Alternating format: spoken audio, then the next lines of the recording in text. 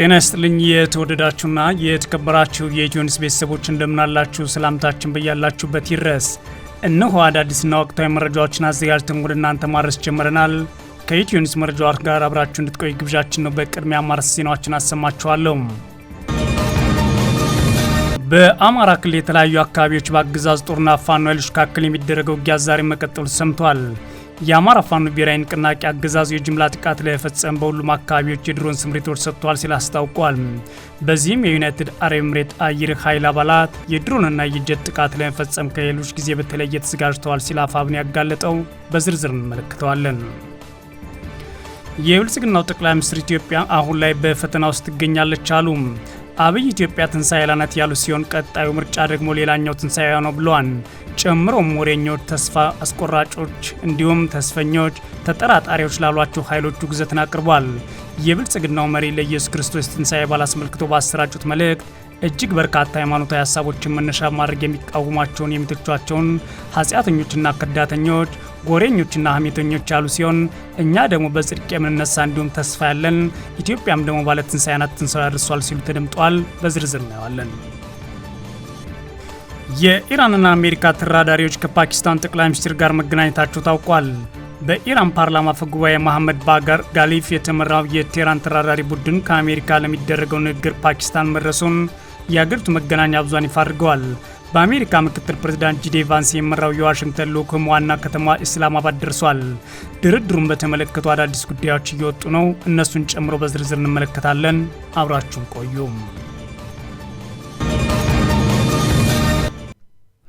በአማራ ክልል የተለያዩ አካባቢዎች በአገዛዙ ጦርና ፋኖ ኃይሎች መካከል ዛሬ ውጊያ የቀጠለ ሲሆን የአማራ ፋኖ ብሔራዊ ንቅናቄ አገዛዙ የጅምላ ጥቃት ለመፈጸም በሁሉም አካባቢዎች የድሮን ስምሪቶች ሰጥቷል ሲል አስታውቋል። በዚህም የዩናይትድ አረብ ኤምሬት አየር ኃይል አባላት የድሮንና የጀት ጥቃት ለመፈጸም ከሌላው ጊዜ በተለየ ተዘጋጅተዋል ሲል ነው አፋብን ያጋለጠው።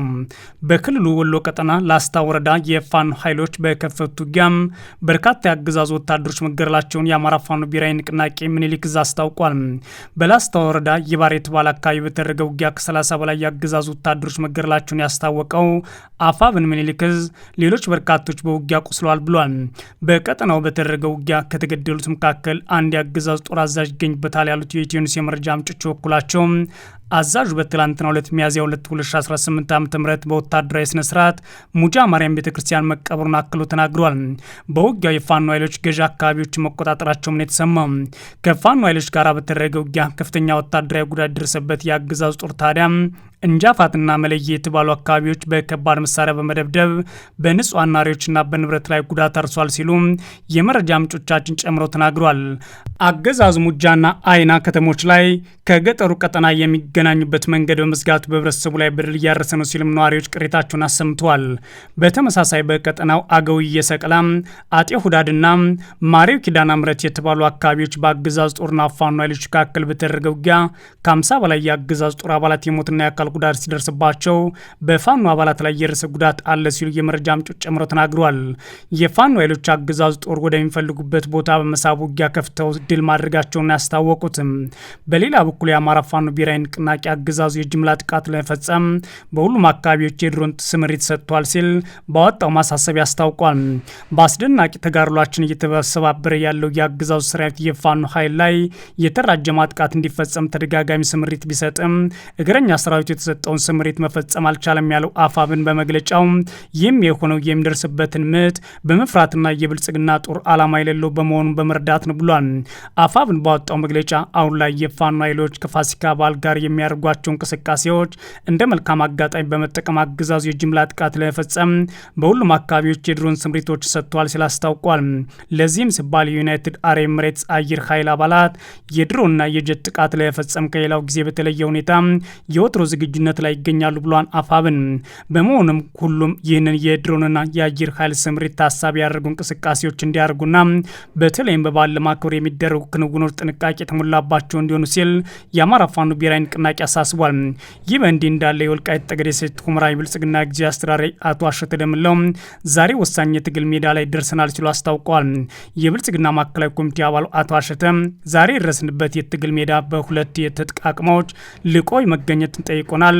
አንድም በሀሳብ ትጥቅ ሁለተኛው ደግሞ ተነቃነቃዊ ዝግጅት ማሳደግ የሚጠይቅ ወሳኝ የትግል ጊዜ ላይ ነን ሲሉ ነው ያስታወቁት። የህግ አሸናፊነታችንን አልቀበልም ብሎ ለዳግም ወረራ የሚነሳ ኃይል አለ ያሉት አቶ አሸተ ይህንን የምንመክተው በጸረ ወረራ ትግላችን ነው ሲሉም ጽፈዋል። የብልጽግናው ጠቅላይ ሚኒስትር አብይ አህመድ ኢትዮጵያ በፈተና ውስጥ ናት አሉ። አብይ ኢትዮጵያ ትንሣኤ ላይ ናት ያሉ ሲሆን ቀጣዩ ምርጫ ደግሞ ዋና ትንሣኤ ነው ብለዋል። ጨምሮም ወሬኞች፣ ተስፋ አስቆራጮች፣ ተስፋ የለሾች፣ ተስፈኞች እንዲሁም ተጠራጣሪዎች ላሏቸው ኃይሎች ከአጥር ላይ ውረዱ ሲሉ ውግዘታቸውን አቅርበዋል። የብልጽግናው መሪ ለኢየሱስ ክርስቶስ የትንሣኤ በዓል አስመልክቶ ባሰራጩት መልእክት ነው እጅግ በርካታ ሃይማኖታዊ ሀሳቦችን መነሻ ማድረግ የሚቃወሟቸውና የሚተቿቸውን ኃጢአተኞች፣ ከዳተኞች አስረው የሚሸጡ እንዲሁም ትንሣኤ የለም የሚሉ በማለት የከሰሱትም ራሳቸውን ደግሞ ጻድቅና ከሞት የሚነሱ ሀገሪቱን በሳቸው ጽድቅና ሞት የተነሳ የትንሣኤ ባለቤት አድርገው አቅርበዋል። አብይ የዘንድሮ የትንሣኤ በዓል የምናከብረው ሀገራችን ኢትዮጵያ በሚያልፍ ፈተና ውስጥ እንዳለች እያሰብን ነው ማለት ሀገሪቱ ፈተና ውስጥ ናት ብለዋል። መንገዳችን ረጅም ጉዟችን ፈታኝ መሆኑን እናውቃለን ያሉት ጠቅላይ ሚኒስትሩ ይህ የፈተናው መነሻ ግን እሳቸውና የጦርነት ፖሊሲያቸው እንደሆነ ግን አልጠቀሱም። ብርሃን እንዳናይ የሚጋርዱ በጥልቁ ጨለማ ጠፍተን እንድንቀር አስረው ለመያዝ የሚሞክሩ ወጥመዶች ብዙ ናቸው ያሉት ጠቅላይ ሚኒስትሩ ወደ ተስፋ ምድር እንዳንሻገር የሚጎቱ ሰዎች ሞልተዋል ብለዋል። ዳሩ ግን ከህመማቱ ወደ ትንሣኤው ከእንቅፋቱን ባሻገር ስኬት እንደሚጠብቀን እምነት አለን፣ እንታገላለን ሲሉም አስታውቀዋል። ጠቅላይ ሚኒስትሩ እንታገላለን በማለት ሀሳባቸውን የሰነዘሩት ከዚሁ ከትንሣኤ በዓል ጋር በተያያዘው ሃይማኖታዊ፣ ፖለቲካዊና ሌሎች ጉዳዮችን ያተተ ጽሑፋቸው ላይ ነው። በትንሣኤ ዋዜማ ላይ እርግጠኞች፣ ተስፈኞች፣ ተስፋ ቆራጮች፣ ወሬኞች፣ ተስፋ አስቆራጮች፣ ተጠራጣሪዎች ነበሩ በማለት የእኛም ትንሣኤ ላይ ያሉ ማለት አሁን ላይ ሰብከዋል። እርግጠኞቹ የማት ፈተና እንደሚያልፉ እርግጠኛ ነበሩ። የዕለተ ስቅለት መከራ ዕለተ ትንሣኤ ዋዜማ ለመሆኑም እርግጠኞች ነበሩ። የድንጋይ የበሩ ማህተምና የመቃብሩ ጠባቂዎች ትንሣኤውን እንደማያስቀሩ እርግጠኞች ነበሩ። የሚናፈሰው ወሬና የሚሰራጨው አሉባልታ እድሜው አጭር መሆኑ እርግጠኞች ነበሩ። እርግጠኞች ስለሆነ መስዋዕትነት ለመክፈል ዝግጁ ነበሩ። እውነትን ለመመስከር ቆራጦች ነበሩ። በመስቀሉ ስር ለመገኘት ደፋሮች ነበሩ ማለት የእሳቸውን ደጋፊዎች ያሞካሻሉ። ተስፈኞች እርግጠኞችን ያለ ሳያዩ የሚያምኑ አልነበሩም በማለት ደግሞ ተስፈኞችን ይሰድባሉ። ግን አንዳች መልካም ነገር ይጠብቁ ነበር። የተሰጠው ትምህርት፣ የተደረገው ተአምራት ሰምተዋል፣ አይተዋል። አንዳችም ነገር ጠብቀዋል። ነገር ግን ተገቢው መስዋዕትነት ለመክፈል ዝግጁ አልነበሩም በማለት የሚሸሿቸውን ወንጅለዋል። እውነትን ለመድፈር ቆራጦች አልነበሩም። ሐሰቱን ለመጋፈጥ አቅም አላገኙም። ቢያንስ ግን አንደበታቸው ከክፉ ከልክሏል ማለት አልተቹኝም ያሏቸውን ከኢየሱስ ክርስቶስ ታማኝ ደጋፊዎች ጋር በማመሳሰል አቅርበዋል። ተጠራጣሪዎች ላይ ግን አጥር ላይ ነበሩ ማለት ውርጅብኛቸውን ያወርዳሉ። በጥርብያዶስ ይበላሉ፣ በጎለጎልታ ይክዳሉ፣ በሆሳና ይዘምራሉ፣ በሊስጥራያ ይሸሻሉ፣ ታምር ለማየት ይመጣሉ፣ መከራ ለማየት ይሳቀቃሉ፣ ከደስታው አውጡልኝ ከመከራውም ጦመኛ ነኝ የሚሉ ናቸው ማለት የሚተቿቸው እሳቸው መከራን የሚያከፋፍሉ መሆናቸውን ጭምር በመጥቀስ ነው። ተስፋ ቆራጮች የሚያዩትና በሚሰሙት ቶሎ የሚወሰዱ ናቸው ማለት የደመደሙት የብልጽግናው መሪ በእውነትና በሐሰት በፍርሃትና በጽናት መካከል ያለው ድንበር የጠፋባቸው ናቸው ሲሉ ይተቻሉ። ደጋፊዎቻቸውና የኢትዮጵያን ሕዝብ እንዲሁም ፖለቲከኞችን በዚህ መንገድ የሚከፋፈሉት ጠቅላይ ሚኒስትሩ ህማማቱ ሲመጣበት ቶሎ ወደ ትዝታ ገቡ ማለትም ይተቻሉ።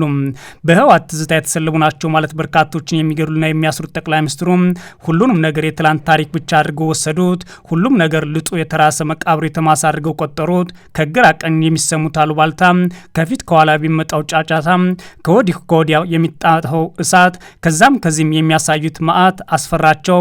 ነገር ግን አስረሳቸው። ነገን ማስረሳቸው። በዚህም የተነሳ ተስፋ ቆርጠው ወደ ኋላ ተመለሱ ማለት ይተቻሉ። ቀጥሎም ወሬኞች ያሏቸውን ነው እንደዚሁ የሚተቹት። በጠቅላይ ሚኒስትሩ ወሬኞች ድሮም ወሬ ስቧቸው የመጡ ናቸው። ምን አለ ምን ተባለ ብለው የተሰባሰቡ ናቸው። የሰሙትን ያልሰሙትን፣ የሚያውቁትን የማያውቁትን፣ እውነቱን ሐሰቱን እያደባለቁ ኢየሩሳሌም በወሬ ሞሏት። ቢያንስ ከትንሣኤ 15 ዓመት በኋላ ወንጌሉን የጻፈው ማቴዎስ እስከዛ ዘመን ድረስ ወሬው ብዙ ተቀባይነት እንዳልነበረው ገልጧል ማለት ይታትታሉ። ተስፋ አስቆራጮች ያላቸውን ደግሞ ዓላማቸውን ሰው ሁሉ ከትንሣኤ መንገድ ማራቅ ነበረ ሲሉን ተችተዋል። እነርሱም አይሄዱም፣ ሰውም አያስኬዱም፣ ከመጀመሪያውም አልተቀበሉትም፣ በኋላም አልፈለጉም። ብዙ ሰዎች እንደተከተሉት ሲያውቁ ደግሞ ቅናት ያቃጠላቸው፣ ክፋት አንገበገባቸው ማለት ክርስቶስ ከስሱም ራሳቸው ምስክር ሆኑ። በመጨረሻም ራሳቸው ፈረዱ፣ መቃብሩን ዘጉ፣ ጠባቂ ማስቀመጡ፣ በማተም አሸጉ ፈለጉ። ነገር ግን ያለቀና የተቆረጠ መሰላቸው ማለት የብልጽግናውን አገዛዝ የሚተቹ ሰዎችን በኢየሱስ ክርስቶስ አስመስለው ራሳቸውን በመግለጽ እኔን የሚተቹ በሙሉ ይሁዳና ከሃዲዎች ናቸው እንዲሁም ተስፋ አስቆራጮች ናቸው ብለዋል። የትንሳኤ በዓል የእነዚህ ሁሉ እውነተኛ ማንነት የተገለጠበት ነው ያሉት ጠቅላይ ሚኒስትሩ እርግጠኞች የቆራጥነታቸው ውጤት በትንሳኤ ያገኙ ተስፎች እንዲህ ለሚያልፍ ጊዜ ባለመጽናታቸው አዘኑ። ተስፋ ቆራጮች አሻግሮ ማየት አቅቷቸው ከቦታቸው መጥፋታቸው ተጸጸቱ። ወሬኞች በትንሳኤ እውነቱ የተነሳ ያ ሁሉ ወሬ እንደ ናቡከደነጾር ሐውልት ሲፈረካከስ አዩት። ተስፋ አስቆራጮችም የገደሉት ክርስቶስ ሲነሳ፣ የዘጉት መቃብር ሲከፈት፣ ያተሙት ማተም ሲቀደድ፣ የመደቧቸው ጠባቂዎች ሲሰሱ ባይን በብረቱ አዩ። ትንሳኤው የሚነገር ሀቅ የሚታይ እውነት ነው። ተጠራጣሪዎች ግን አሁንም አጥራቸው ላይ ከሆነው ከግራም ከቀኝም ሳይሆኑ ቀሩ ማለት ይተቻሉ። ጠቅላይ ሚኒስትሩ ታዲያ የኢትዮጵያ ነገርም እንዲህ ነው ካሉ በኋላ በኢትዮጵያ ለውጥ እርግጠኞች የሆኑት ዋጋ ይከፍላሉ። እርግጠኝነት ፈርተው ተስፈኛ የሆኑት ቢያንስ አንደበታቸው ከክፉ ይጠብቃሉ። ተስፋ ቆራጮች ነገን ማየት ስለሚሳናቸው መንገዳቸውን ቀይረዋል። ወሬኞች አውርቶ አዳሪዎቹ መሆናቸው የወሬ እንጀራቸው ይጋግራሉ። ተስፋ አስቆራጮች ወተቱን አጥቁረው ማሩን አምርረው የዋዎችን አታለሏቸው። ተጠራጣሪዎች እንዴት ትኩስ እንዴ ቀዝቃዛ ሲሆኑ ለብ ብለው ቀሩ ማለት ተችተዋል። ኢትዮጵያ ትንሳኤዋን እያየች ነው ያሉት ጠቅላይ ሚኒስትሩ የሚቀጥለው ትንሳኤዋ ደግሞ በግንቦት የምርጫ ጊዜ ይከናወናል ብሏል። ጠቅላይ ሚኒስትሩ በዚሁ መልእክታቸው ኢትዮጵያ ችግር ላይ ነች፣ አሁንም ቢሆን ትግል እናደርጋለን፣ እንታገላለን ሲሉ ቆይተው መልሰው ደግሞ የኢትዮጵያ ትንሳኤ ደርሷል፣ ትንሳኤዋን ማየት አልቻሉም የሚሏቸውን ይከሳሉ። ቀጥለው ደግሞ የኢትዮጵያ ትንሳኤ መጪው ምርጫ በግንቦት ወር የሚካሄደው ማለት ያስቀምጣሉ።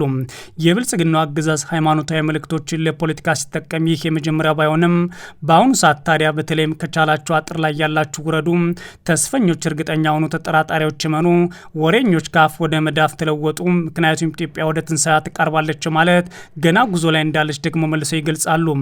የብልጽግናው ጠቅላይ ሚኒስትር እንደዚህ አይነት መልእክቶች ሲያስተላልፉ ግን ይህ የመጀመሪያቸው አይደለም። የኢራንና አሜሪካ ተደራዳሪዎች ከፓኪስታን ጠቅላይ ሚኒስትር ጋር ተገናኝተዋል። በኢራን ፓርላማ አፈ ጉባኤ መሐመድ ባጋር ጋሊፍ የሚመራው የቴህራን ተደራዳሪ ቡድን ከአሜሪካ ጋር ለሚያደርገው ንግግር ፓኪስታን መድረሱን መገናኛ ብዙሃን ዘግቧል። በሌላ በኩል በአሜሪካው ምክትል ፕሬዝዳንት ጂዲ ቫንስ የሚመራው የዋሽንግተን ልዑክ ዋና ከተማ ኢስላማባድ ደርሷል። ታዲያ የኢራንና አሜሪካ ባለስልጣናት እንደተጠበቀ ካለው ድርድር አስቀድሞ ከፓኪስታን ጠቅላይ ሚኒስትር ሸህባዝ ሻሪፍ ጋር ተገናኝተዋል። የአሜሪካው ልዑክ የሚመሩት ምክትል ፕሬዝዳንቱ ጄዲ ቫንስ በጠቅላይ ሚኒስትር ሻሪፍ ማግኘታቸው ተገልጿል። ፓኪስታኑ ጠቅላይ ሚኒስትር ቫንስን ደግሞ ከማግኘታቸው አስቀድሞ ከኢራን ተደራዳሪዎች ጋር ለምሳ መገናኘታቸውን የአገሪቱ መንግስት ምንጮች ለኢቢሲ ተናግረዋል። የአሜሪካው ምክትል ፕሬዚዳንት የፓኪስታኑ መሪ ያገኙት ከልዩ መልእክተኛው ስቲቭ ዊትኮፍ ጋርና ከትራምፕ አማች ጃሬድ ኩሽነር ጋር መሆኑ ተገልጿል። ጠቅላይ ሚኒስትር ሻሪፍ ይህንን ንግግር በቀጠናው ዘላቂ ሰላም ለማምጣት መወጣጫ ደረጃ ይሆናል የሚል ተስፋ እንዳላቸው መናገራቸውን ጽሕፈት ቤታቸው ባወጣው መግለጫም ጠቅሷል። የአሜሪካና ኢራን ድርድር በምን መልኩ እንደሚካሄድ እንዲሁም ሁለቱ ወገኖች ፊት ለፊት ይገናኙ እንደሆነ ማወቅ አስቸጋሪ ሆኗል ይላል ቢቢሲ። ከዚህ ቀደም እንደተደረጉ ድርድሮች ሁሉ ፓኪስታን በሰላም እቅዱ ላይ ለውጥ ይኖር እንደሆነ ማየት አንድ የአሜሪካ ባለስልጣናት ቀጥሎ ደግሞ የኢራን ልዑካን ወደሚገኙባቸው ክፍሎች እየገባች ልታደራድር ትችላለች ይላል ቢቢሲ። የኢራን ተደራዳሪ ልዑክ የሚመሩት የፓርላማው አፈ ጉባኤ መሐመድ ባጋር ጋሊባፍ ድርድሩ ከመጀመሩ በፊት አሜሪካ የኢራን ሀብት ለመልቀቅ ፈቃደኛ መሆን አለባት ሲሉ ተሰምተዋል። የቴህራን ሀብት ስለመለቀቁ የሚጠቁም የኢራን ሪፖርቶች አሉ። ሆኖም ትክክለኛነቱ ከአሜሪካ በኩል እስካሁን አልተረጋገጠም። እናም ደግሞ ጉዳዩ በአሜሪካ ለሚገኘው የዶናልድ ትራምፕ ደጋፊ እሾሃማ እንደሚሆን ይጠበቃል። ኢራን ለአሜሪካ ባቀረበችው ባለ 10 ነጥብ የሰላም እቅድ ላይ የተያያዙ የቴህራን ገንዘቦችና ሀብቶች እንዲለቀቁ የሚጠይቀው ነጥብ ይገኝበታል። ይህ በእንዲህ እንዳለ እስላማባድ የሚገኘው የኢራን ጋዜጠኞች የቴህራን ቅድመ ሁኔታ የማይሟሉ ከሆነ ድርድሩ እንደሚሰረዝ እየተናገሩ ነው ይላል ቢቢሲ። የኢራን ብሔራዊ ቴሌቪዥን ጣቢያ ወኪል የሆነችው ጋዜጠኛ የኢራን ጥቅም ጥያቄና ቀይ መስመሮች ከማያስከብር ድርድር መውጣት በራሱ ስኬት ነው ብላለች። የኢራን ባለ 10 ነጥብ እቅድ ታዲያ ዋነኛ ትኩረትን የሳበ ነው። ኢራን ታዲያ የራሷን 10 ነጥብ የድርድር እቅዶች ይዛ ቀርባለች።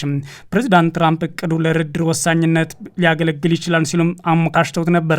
በዚህ የኢራን እቅድና አሜሪካ ባቀረበችው ባለ 15 ነጥብ መደራደሪያ ውስጥ ምን ጉዳዮች እንደተካተቱ የሚገልጹ የተለያዩ ዘገባዎች ቢወጡም እስካሁን ድረስ ግን የእቅዶች ይዘቶች በይፋ አልተነገሩም።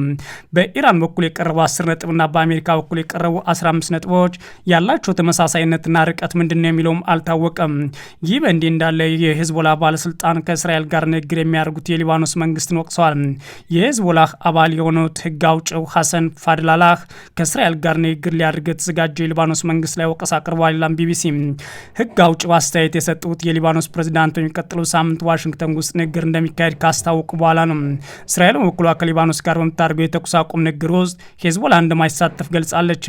ህግ አውጭው ፋርላላህ በሄዝቦላ በሚተዳደረው አልማናር ቴሌቪዥን ጣቢያ ላይ ባወጣው መግለጫቸው የሀገሪቱ መንግስት እርምጃ ግልጽ የህገ መንግስትና የሊባኖስ ህግጋት ጥሰት ነው ሲሉ ጠርተውታል። ድርድሩ በሊባኖስ ያለውን የሀገር ውስጥ ክፍፍል ያባብሰዋልም ሲሉ ተችተዋል። አክለውም ጠላቱ በውጊያ ሜዳ ሊያሳካ ያልቻለው ነገር የውሳኔ ሰጭነት አቅም በሌለው መሰረታዊ ግዴቶችን በዘነጋ ህዝቡን በመጠበቅ በተሳነውና የሀገር ሉዓላዊነትን ያስከብራል ተብሎ የማይጠበቀው የሊባኖስ መንግስት ሊወከል አይችልም በማለት ተቃውሟቸውን አቅርበዋል ያለው ቢቢሲ ነው። የተወደዳችሁና የተከበራችሁ የኢትዮ ኒውስ ቤተሰቦች መረጃዎቻችን እነዚህ ነበሩ። መልካም ጊዜ እመኛለሁ።